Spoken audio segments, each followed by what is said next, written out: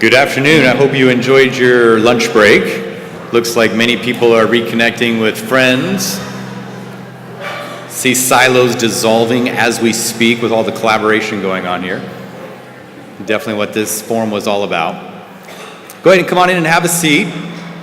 And we're going to get started with building sustainable workforce development programs. I'll be your moderator. My name is Lee Scott. I'm an instructor with Sacramento State University College of Continuing Education. I have the good fortune of working in many of the leadership development, thank you. I have one graduate in here somewhere. With many of the leadership development programs, business analyst certificate, project management, a variety of programs that are offered to working professionals to make sure that education is a lifelong pursuit. We have here today a very experienced and distinguished panel of folks who are absolutely committed and passionate about making the investment in a most precious resource, and more importantly than making the investment, but truly being a good steward of those investments to be able to get the most value for our constituents from those precious resources. So I'd like to take a moment to introduce them. So on the far right, we have Robert Stroud. Robert Stroud is a case study in and of himself of workforce development, having just left his role at Department of Healthcare Services, where he was at that time the Office of Strategic Planning, Workforce Development, and managed the Director's Office. He has just recently taken a position over at Department of General Services, where he is now in charge of fleet management and asset management. So Robert, thank you for continuing to be here with us and spreading the success stories to a sister agency over at DGS. Thank you. Go ahead and give a round for Robert there.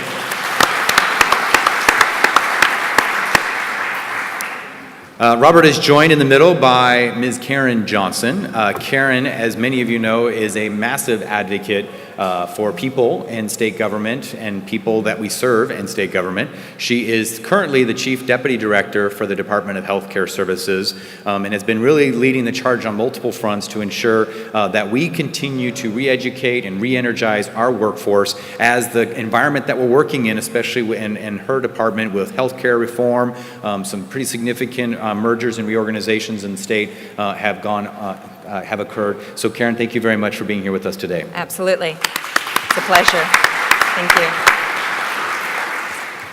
And then to provide a little diversity, we also have joining us here Mr. Kevin Piombo from the Department of Technology. Kevin is currently the Deputy Director for the Engineering Division, and he's going to be speaking to some of the more technical skills development, as you've seen in many of our prior discussions and breakout groups, you know, how critically important it is to invest in the skills to be able to work in a online, digital, modern, rapidly changing environment. And yet we have to do that in a very lean, agile fashion in the education space as well. So he's going to share some great resources that I think you're all going to want to check out, especially after the session as well, on how we can take advantage of those resources that are available to us already. So Kevin, thank you for being here today. Thank you.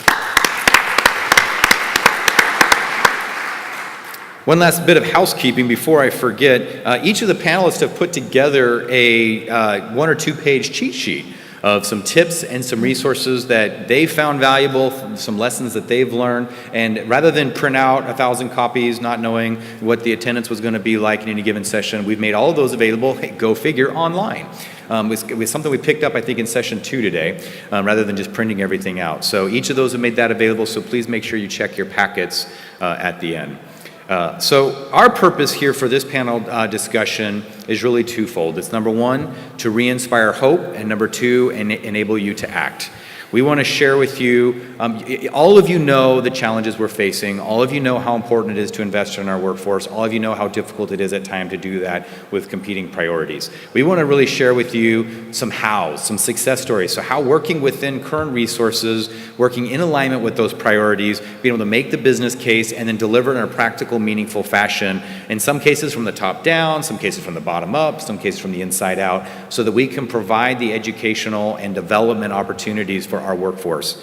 But before they take over, I had a quick warm-up activity I'd like to invite you to participate in. So it's just after lunch, we're starting to settle in, and that blood's going to sink really fast down to our feet here, folks. So if I could ask all of you to just take a moment and stand up. Stand up. We should do it too. Yep. You guys can too, you got to model the way. All right, excellent. So everybody's standing. So I'm going to provide some large brackets of time here, so that way I'm not pinpointing anybody on their exact date. But you've all heard, of course, of the silver tsunami. The silver tsunami is that great wave that has already begun to crash on our beaches in terms of the level of retirements that are going on throughout the states. Now, statistics say something around 40% of those of you in this room aren't going to be here 5 years from now. But you know, it's just a number. What does that really mean? So I thought I'd get a little more personal and visceral. So remain standing unless this is true for you. All right. So if your retirement date, your planned retirement date, is more than 15 years out from today, give or take. If that's true for you, go ahead and sit down, because you're going to be here a while. Get comfortable. And I should be sitting down on this too. All right, so those of you standing, look around. Those are the ones who are going to be filling our seats when we run for the doors. All right, so be very grateful for them. All right, so now let's say that you're 10 years out, 10 years or more, so 10 to 15 years. If that applies to you, go ahead and grab a seat. So I knocked a couple of the rest of you guys out. All right, and so then can I see 5 years and out, 5 years and out, if that's true for you? All right, and notice we still have a lot of people in this room standing. All right, so I'd like just to take a moment to honor our veterans. So let's give them a round of applause. All right, excellent. But let's not leave them standing. So everybody go ahead and stand back up again. We'll do one more round of this. I'm gonna change it up a little bit though. So that way we're getting a little calisthenics here. Something about healthcare services inspired me to do this. So we talk so much about the end of careers, but just as important are changes in careers. In fact, you know, the studies show that, you know, the typical life cycle of an employee in a given role in the modern organization is going to be something like 2 to 3 years. You know, so this notion that I'm in a role and I'm there for 10 years, and right around year 8, I'm kind of sort of figuring out what we're doing, and I'm learning through osmosis, and I'm kind of getting the hang of it. That's just not going to be the case. They're going to come in, we're going to have 6 months to spin them up, we're going to try to get a productive year to 2 as they're on site for that gig, and then they're rolling to something else, and that is our future. But it's also somewhat our reality today. So I'd like you to think now about your present role. The role that you're in right now, not the department or agency, but your role. If that role has been the same role for more than 10 years, have a seat. If you've been in the same role for more than 10 years, have a seat, right? And it's funny, I work with some departments where they're just like, if you haven't been in a job for 10 years, they assume you're useless, right? It's like, you haven't learned it yet. So we got to figure out a way of learning, obviously, a little bit faster. So what if it's been less than, or more than 7 years? You've been in your same role more than 7 years. Go ahead and have a seat. Same role more than 7 years. All right, only taking a couple of you out. Same role for 5 years. Same role for 5 years. Look at how many people are still standing. Forget about retirement, folks. You know, they're not leaving the state. They're just changing jobs, which is the same thing. That knowledge is still going away. 3 years. 3 years. Been in your role 3 years or more. Go ahead and have a seat. All right, getting a little better. 2 years. 2 years. Now we're in the statistic land. Look at this. It's present reality. It's not what's coming. It's right here, right now. Yes, even boomers are changing jobs. 1 year. 1 year or less in your current role. Okay, for the newbies, the bathrooms are just outside the door, around the hall. How about a month or less? We still have a few look at this, you've been in the role a month, you're like, I gotta figure out what we're doing here. Excellent, go ahead and have a seat, everybody, go ahead and good job. I just wanted to see how long I could keep Robert standing. So the magnitude of the challenge is here, and that creates lots of excitement, but also creates some stresses if we don't manage them well. So I'd like to start off by allowing each of our panelists to share with you. Each of them has done hundreds of things in their careers. They're going to just highlight 1 or 2 programs that has made a difference in the workforce and help the organizations be more sustainable. So it wasn't just a shot on the arm, wasn't that fun, but something that made a material difference that lasted. So I'd like to kick it off. I always believe in having ladies go first. My mom taught me well. Okay. So Karen, could you speak to us a little bit about some programs you've been passionate about and seen help contribute to DHCS's sustainability? So before I get started, I want to provide a little bit of a background at the Department of Healthcare Services. The California State Auditor's Office actually highlighted our department as a high-risk department because the composition of our workforce was probably greater than 50% of those that were over the age of 50.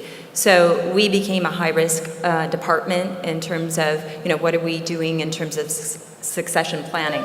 One of the things that we have done is that we centered around the leadership and had leadership discussions. At one of our strategic planning discussions, the entire executive staff came together and said, this is back in 2007, we really need to create an Office of Workforce Development.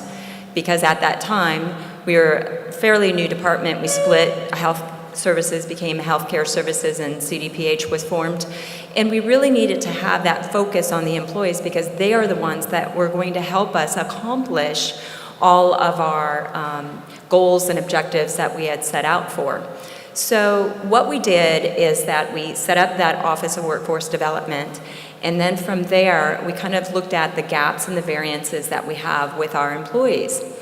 And we started focusing first on what was coming at us, and it definitely was the implementation of the Affordable Care Act, which I do have to say that Medi-Cal in California has led the nation in the overall implementation of the Affordable Care Act. So that was Department of Healthcare Services, but it was through our highly skilled and talented employees that were able to kind of shift and move us in that direction. So what we did is we had discussions, and of course with top leadership, support from our director, we formed a DHCS Academy, and it was strictly just focused on DHCS employees, and it was really to kind of look from what was happening in healthcare across the United States. So not just looking at our government programs, but also looking at what are the commercial plans doing in terms of what are payers doing, what is Medicaid, how can we transform it, how can we shift it, how can we make it better. And so we formed kind of similar to California State University, Sacramento, in terms of their leadership programs that they offer, is really just to have one just focused on program, healthcare policy. And so we formed this academy and brought in speakers from different parts of the United States, learning from best practices. And from there, we were leveraging that so that our employees would be better prepared to problem solve, to think creatively and innovatively. And if there's a couple of quotes that I'd like to share with you in terms of what some of the feedback was from some of these participants in the program. And some of the feedback, because we constantly assess kind of what we're doing, it's great to hear what's going on a national level, also learn other parts of the Medicaid outside of the current work environment. Networking was extremely helpful, and the presentations that were brought forth were truly appreciative of everyone's hard work. Another one that I'd like to share, gaining a better and more thorough understanding of the Medicare functions was tremendously beneficial. Additionally, the network that has been established with my cohort has and will continue to serve me well into the future. So just highlighting some of those quotes really made a difference, I think, in terms of how they were going to go back to the office and apply that on the job. Perhaps they were going to have discussions with other divisions, or perhaps they would be looking more in terms of the outside commercial plans of what they're doing when they're formulating policy. So to me, it really made a difference with the organization in increasing the bench strength of our organization so that these folks could then step up into those leadership positions in terms of the number of retirements that we're facing at our department. Thank you, Karen. Kevin? Thank you. So actually, Lee stole my mention of the silver tsunami, and the area I wanted to focus on, or we're going to talk about today, is in the area of our mainframe services.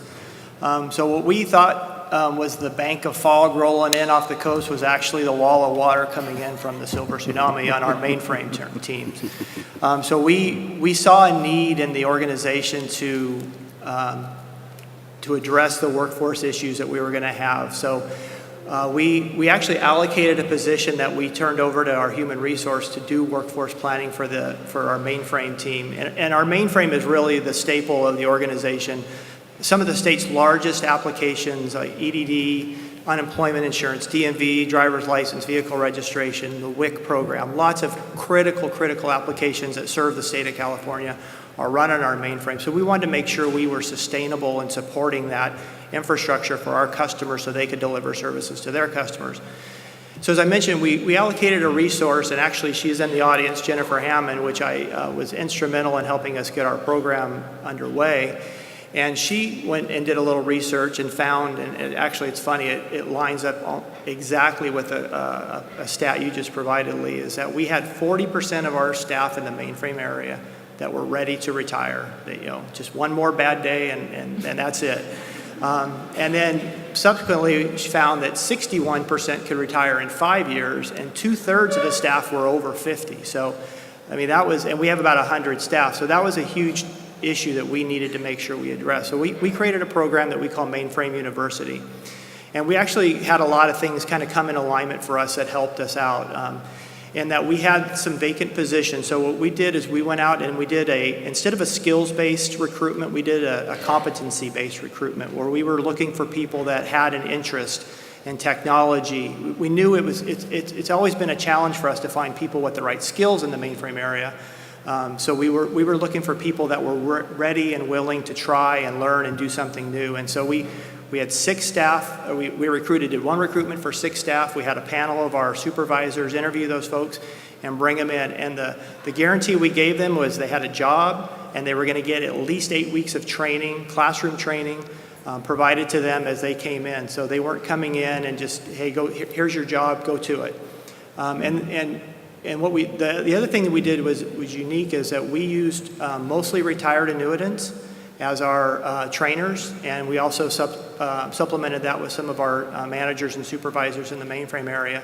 And all of those RAs were former employees, so they understood our environment, they knew how we did business, and they could relate to these folks that were coming in to start their career. So they could teach them the ropes. Instead of everything being theoretical, it was real world experience that these folks could learn from. And the second thing we did is when we, as these people were hired, we put them in a unit within the Mainframe Services team, and we assigned them a mentor. And they had a mentor that had, there was an agreement signed between the two, so the employee and the mentor signed agreement that they would, be there to support them. And some of the feedback that I was, looking back on over the last couple of days is the mentors, the class members were getting daily interaction with their mentors, and they were learning day to day. So that was a great idea that Jennifer and the other team that helped develop the program came up with. And then the last thing that really helped us out is IBM has a set of curriculum that they make available at no cost, and so we leveraged that curriculum, and then we used our staff that had experience in this area to tailor that to meet the way we do business and way we deliver service. So that was the gist of the Mainframe University program. And we're going to look to move forward and look at, as cloud becomes more prevalent, we're going to look at how do we train our staff to consume cloud services? How do they assess the business, assess a cloud solution with the business needs of an organization? People are going to maybe start getting out of IT infrastructure, and so how do we train those folks to move into the cloud? But our mainframe is here to stay, and so we want to make sure we have the staff to support that for our customers. Most definitely. It's still a key part of the architecture. So competency-driven, structured mentoring, good integrated solutions there. Thank you, Kevin. Thank you. So Robert, what do you care to chip in on another program, perhaps either at DHCS or DGS? Sure. I'd like to speak to our career development program that we developed at the Department of Healthcare Services. I think it's important to put it in the context of where it fit within our growth of the Workforce Development Office. This wasn't something that just kind of organically sprung up. This was in response to some successes that we have shown from the inception of the office that Karen referred to early on. And so we really went about creating the office with the idea at the time of having a strategic objective of recruiting, training, and retaining high-quality staff. And so in building the training programs that we did, people started to respond well to the fact that we were investing in them. But what we found is that we would start having employees come to the department, they would participate in our training programs, and then they would say, okay, you got me here, how are you going to help me stay here? And so we found that through a variety of vehicles. We did employee satisfaction surveys on an annual basis, and that was a regular theme that we heard from our employees. We would conduct counseling sessions. These would be a tremendous amount of time to sit and speak with our employees, but there really was this investment in making sure that we were providing the necessary resources, information, so that they can matriculate through the organization. And so what we did is we stepped back and we had about 200 hours of information on our counseling sessions, and we started looking for themes. And much like the silver tsunami, sometimes there are opportunities to strike. And so we found these themes running through the counseling sessions. We're repeating the same type of informational interviews with them. And so in finding these themes, we were able to identify 6 specific categories of career development. And rather than attack it one at a time, which we were doing, we set up workshops that identified these specific areas: career counseling, interview skills, those types of things. And ran a pilot through the department, had about 25, 50 people. I think we did two pilots, and did an evaluation of that program. And of course, the evaluations, they were so well received. And we'll speak a little bit later in the presentation on how you go about reporting that to execs and really kind of identifying, measuring, and reporting out the value added. And so we really kind of took advantage of the fact that of the many voices of our department.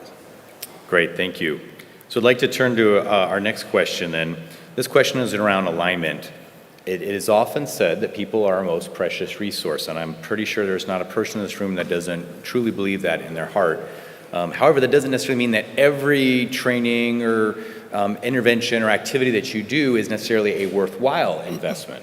So how did you ensure that the programs that you described align with the strategic priorities of the department so that you could truly show that they were mission critical, not just something that we were doing because we want to? Great. So I just want to add on to a few comments that Robert made with regards to the employee satisfaction survey. We've conducted those surveys over the last 5 years, and there's 3 things that came to the surface. And everything that was said in those surveys are consistent with what is happening in other particular industries. So they are, why do people stay with an organization? And the reason why people stay with an organization is, number 1, is because they like the challenging and variety of work assignments. Number 2 is because they like the people that they work with. And number 3 is that you're investing in them. And so that kind of goes in line with the career counseling in terms of what we're providing to our employees. So when we created this Office of Workforce Development, it was, as a result of executive staff discussions, and of course there was the desire from program to establish it, but it came without any kind of resources or a budget. And so it was built internally, and over a couple of years it took us time to grow it.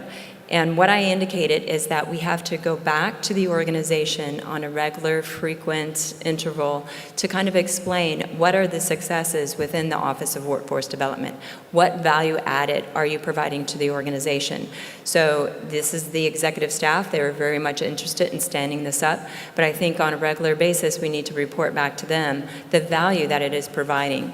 And so I explained to Robert that we're going to constantly assess kind of our training programs that we're offering to our employees, but we also want to have that constructive feedback and criticism, and that we need to actually be agile, flexible, and changing the programs as, the organization is changing. So as such, through the constant feedback and listening to our employees, we're able to, make changes to our Office of Workforce Development, but we continuously report out to our executives. And I think to date, we probably train well over 4,000 employees per year, or we have 4,000 training slots that are available, and we offer well over 100 different training programs. Excellent. And well managed on the time, by the way, there. Exactly 2 minutes. Okay. So always driven by the data, being adaptable as you go. Right. Good takeaways. Kevin, could you build on that a little bit? How did your Mainframe University align with the strategic priorities for not just the Department of Technology, but the state as a whole? Sure. Yeah, so I think there's probably not a department or anyone in here that doesn't have part of their strategic plan, employee investment, and and trying to promote and help further our staff in their careers. But for us too, a big part of what we do is about providing services to our customers and make sure those services are reliable, secure, and maintainable. And so as important it is for us to make sure we have hardware that is under maintenance, under warranty, software that's under warranty and up to date, it's equally or more important that we have staff that are updated and have the right skill set that they need. So for us, it aligned with our strategic goals in terms of providing services to our customers and having those services be repeatable and quality and reliable. So that was a big thing for us is, we kind of look at the whole pendulum or whole gamut of what it takes to deliver services, and people are a big part of that. And so that was a big thing for us. The other is from our customers. We want to make sure that, like I said, we provide reliable service. So we're starting to look at how can we expand this Mainframe University to our customers that are using those services. They get in and access the mainframe every day, because if the more educated and the more information they have, it'll make their jobs easier and hopefully make our jobs easier and be better use of the tools that are available to them. And we had support really from the top down, even though we kind of maybe built it a little more middle out, in that I had complete support from above me, although I had the freedom to go and do what I wanted to do and what made sense. So I appreciate the leadership within the organization, trusting me and my team to be able to develop the program. And we had, like I said, we had assistance from the vendor community and our human resource group, and we just, like I said, we kind of came together and a lot of things synergized and worked really well for us to build this out. Excellent, excellent. So seeing some different angles of attack to try to make sure this is relevant and vibrant and stays relevant as the departments evolve. So my next question, and we're going to start off with you again, Kevin, in simply 2 minutes or less, how in the world did you fund this thing? We all say it's important, but yet it's often the first thing that gets cut to pay today's bills. Where'd you scrap up the money? So we tried to be as creative as possible. Anyone in the room that is a subscriber of OTech services, we know you love our rates and think they are extremely competitive. So we have to be very conscientious about our costs. So every cost we incur affects our rate. So we try to be very conscientious about every cost or every dollar we spend. So that's why we tried to be creative. Like I said, we got curriculum from IBM that was free, and a hint to any other vendors out there that we'd be happy to listen to anything that you have available to help augment our program. We use retired annuitants with skills that could really provide on-the-job training. We used our existing management team to help us out. We really just kind of dug deep within ourselves to figure out how do we do this and deliver it without trying to spend a lot of money. Obviously, we still have training budget for other activities that don't fit into this program, but like I said, we tried to be as creative as we possibly could, and really make it part of the operational budget rather than the training budget. So that was kind of another way we looked at it. That's a huge win, huge win. Karen, you started to talk about it a little bit. What would you like to add in terms of securing Just want funding? to echo what Kevin had said. Basically, we had the same issues, thinking creatively, innovatively, how do we, redirect more dollars? But as the Office of Workforce Development started proving itself, all of a sudden we saw executive staff willing to allocate and dedicate and redirect funds to enhance our current budget, for training services. But the other thing I just wanted to mention is that our director was very committed to employees and also to our efforts, that he also reached out to foundations and asked for support from foundations to help support some of our DHCS Academy. And so I am a successful recipient of about 4 grants now that's been able to stand up this program and sustain it for the next, I would say, 4 years. The other thing is that I did participate with a company on the outside that really, one of their commitments was giving back to the organization. So like Kevin, we have talented folks within DHCS that perhaps there are course offerings that perhaps they could offer up, and so we would leverage those resources and put them as part of our training curriculum. So it's basically taking those dollars and being able to stretch them, but also leverage your own resources to be able to provide back to the organization. Very smart, very smart. All right, well, Robert, we got to get you in this conversation, brother. So how do you design these programs to be successful? You work so hard to align it, you get the funding. What are some of the success factors that go into a workforce program, not just training, but a program that results in application and value on the job to the customers? Sure. I have said this to whomever wants to hear it. Sometimes people just walking down the street randomly. Fortunately, that's what most of these folks are. They so appreciate it too. Shot at them. Every time that another department would come over and speak to us about our successes, there was a single point that I could point back to the success of our particular workforce plan. And sometimes it was Karen I would point at. But what it was is when they were planning this, they decided, and I think there was a lively discussion at the time, where does this office belong? And in the past, the office had, I believe, been down in administration, typically in the HR area. But they decided, through lively conversation, that we're not giving you a resource to bury it down in HR so that the first sweeping cut would come through and that individual, that program would go away. And so in their wisdom, and I say wisdom, they said this particular individual who leads this office is going to have a seat at the executive table. They're going to report directly into the directorate so that there is an opportunity to hear the executives directly, be accountable to them on a regular basis, and institute change very quickly.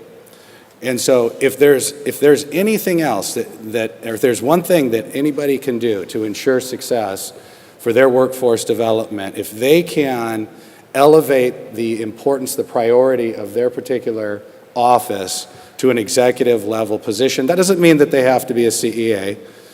Senior management position works, any management position can work, but having that seat at the executive table was paramount for the success of this particular endeavor.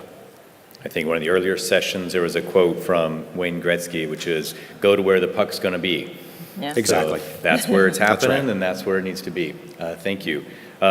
Kevin, what were some of the things that helped make the Mainframe University so successful? You mentioned a few in your introductory comments. What would you like to add? Yeah, so, and I think I mentioned this earlier too, the management team within the Mainframe area were responsible for helping develop the program. So we had buy-in, because as they've sent staff through the program, that's a resource that they're going to lose while they're away in training. And so we wanted to make sure that they had buy-in, they believed in the program and could support it. So that was a big key for us. And as I mentioned earlier as well, the first iteration of the program was we hired 6 new staff. So they came in knowing the enthusiastic and new employees always are enthusiastic, right? So that was very helpful. And then instead of doing, and I mentioned we did 8 weeks of training, but we didn't do 8 consecutive weeks, which would have been a little bit overwhelming for some of these folks, right? So we broke it up over, I believe it was 3 sessions of 2 to 3 weeks at a time, so they could take that work, what they've learned in the classroom and take it back. And the classroom was actually in the building, right? It was part of, we actually set aside a room for that. And then having, I think, the retired annuitants that had been part of the organization that knew what we were doing. It wasn't all theoretical instruction. It was, real world. These are things we've run into, problems we've dealt with, and I think that meant a lot to the staff as well.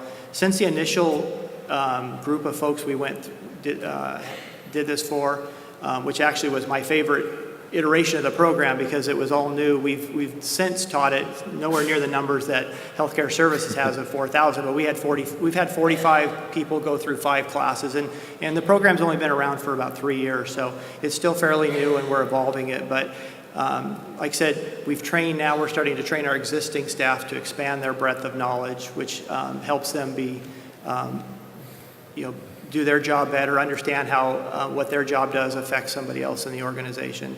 And having a variety of teachers, I think, made the program successful because they weren't hearing the same thing from the same person over and over. So. Excellent. Yeah, that immediate integration of on-the-job application makes it stick. Right. So great to hear some of those tips. So what I'd like to do is ask a closing question of our panelists and then turn it over to the audience for some questions that you might like to ask. And so, Karen, would you mind kicking us off on the final question, which is, how does this make a difference? Sure. So some of the challenges that are facing not only public agencies but private organizations is a couple of things. First is the retention of our staff, and the second one is the engagement and empowerment of our employees, and then the development of our leaders for tomorrow. But also, how do you get staff to be centered around all those common goals and initiatives? So at the Department of Healthcare Services, as I mentioned, we had the implementation of the Affordable Care Act. When I came on board, our budget was about over $40 billion. Today, it's about $98 billion. We also moved from about 7 million in terms of beneficiaries to well over 12 million. This just didn't happen. It was through our staff who was able to accomplish it and to really bring everybody together to center around those common goals and objectives.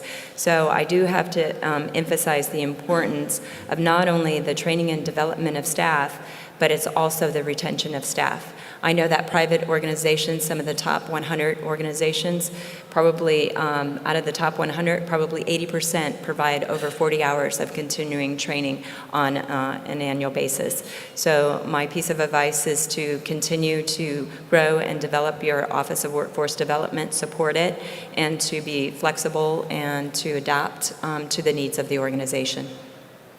Excellent. Thank you, Karen.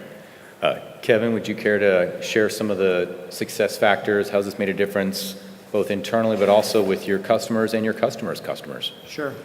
Yeah, so and I've mentioned some of this already, but the first group of folks, they've been there the entire time, and actually 5 of the 6 have actually received promotion. So their enthusiasm is carried over, and kind of the recurring theme you keep hearing me say is it's about providing services to our customers, and that's really what the program was built for. It's training our staff to be more versed, more like I said, broader set of knowledge, so they can go and help our customers be successful. And so we're starting to see that. Like I said, the program in my mind still in its infancy. It's only 3 years old, and some of the stats are starting to turn around for us. We had actually 6 people retire in the last couple months. Part of that because December was just a couple months ago, so that's when everybody retires, right? Funny how that works. But it's provided upward mobility opportunities for staff. So we have staff that work in our service desk that provide first level support. They've gone through the program, so now they are able to answer a customer's question when they call immediately rather than having to pass that off to second level support. So those are the kinds of things that we strive to improve our service to our customers. So those are key benefits. And as I mentioned, we've given the program we've had 2 customers that have gone through the program. So we're starting to expand to our customer base, and we think that'll pay huge dividends as well. Excellent, excellent. Truly making it sustainable. Right. Great answer, Kevin. All right, Robert, how have you personally, through your internal customers and for the citizens of California, what are some success stories that you've seen as a result of all this hard work? Sure. In looking at this particular question, wanted to look at it specifically at the customer part of it. And when we sit down and and I say we, Department of Healthcare Services, the workforce planning, we would look and the key was to kind of identify who are those customers. And what we did is we ended up looking at it in two different ways. And the first one was the employees, the rank and file staff, and saying, okay, this is a customer base. And then the other part of that, which sometimes is there are certain conflicts or different directions that they may have. We looked at another customer base, and that was the executive or the management team. And we looked at them in two different ways and approached them and took advantage of opportunities and strategically approached them differently. But what we did do is we used the same formula in working with them. And so what we did is we asked questions, we listened to their responses, we acted on opportunities, and we evaluated and reported back. There's some discussion on reporting. We would report back to the employees too on what we found so that they were aware of what we were doing. So looking at the employees part of this equation, or the two different things that we did, we annually had an employee satisfaction survey. And we read that, and we reported back on the findings for that. And I will tell you, Karen would spend an enormous amount of time and highlight it. This document sometimes was 400 pages long. And she would come in and say, okay, let's talk about this at a meeting. And literally all 400 pages were highlighted. So we listened to what they said. People wouldn't believe me. I said, no, she really reads it. And we would look for opportunities to act and benefit the employees and tell them what we were going to do. Or not. We conducted stay interviews, which is essentially the opposite of an exit interview. We felt like, why are we asking people what they want, what they can do when they're walking out the door? How about the concept of asking them while they're still in the seat? We did the career development, which I touched on. Okay, you got me here, now help me promote. At one point, I believe our executive team had 80% turnover rate, but 76 replacement were internal candidates. It was an amazing replacement rate that we had at one point. We created a robust internship program so that we were looking at not only current employees, but potential employees that could be coming in the door. And when I mean robust, I mean robust. If you want to see a nice internship program, call the Department of Healthcare Services, and they'll be happy to tell you how that functions. And then we also had a well-articulated and matriculation-based training program that I think that Karen and I have talked about quite a bit.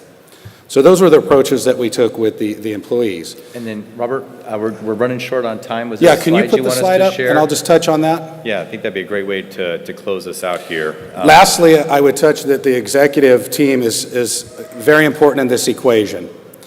You have to be able to report, you have to create urgency, and you have to show that your successes are happening in the office. And so what we were able to do is articulate what it was that we did and how we became more efficient within the program. And you can see from 9-10, when we first started this, through 13-14, we had a tipping point that basically took place in year 11, or actually 12-13. And we were able to spend less money, and we were able to train more people and train them for individually much less as we went through. And reporting that back to an executive team who, instead of having to pay $5,000 for individual training and give the office maybe $500 a year, is incredible piece of information. And Karen always used to say, let data drive the decision. And if you can walk into the executive office and show them that you're decreasing the cost and training more people, they're a little bit more apt to give you more money. I think there are some elementary schools and high schools that are looking to get their hands on this strategy. So yeah, your phone might be lighting up. Well, ladies and gentlemen, please give our panelists a big round of applause. Thank them for being here today. Thank you. And they, with their permission, they mentioned they work for different departments. But really, everybody here works for one organization, and that is California, whether it's at the local, state, or federal level. These are our neighbors, these are our communities, and we're all committed in the same challenge and the same dream of making California the best state it can be. And I think all three of these, we had hoped to have some time for some Q&A. If there's a burning question that you would love to ask, their information will be made available.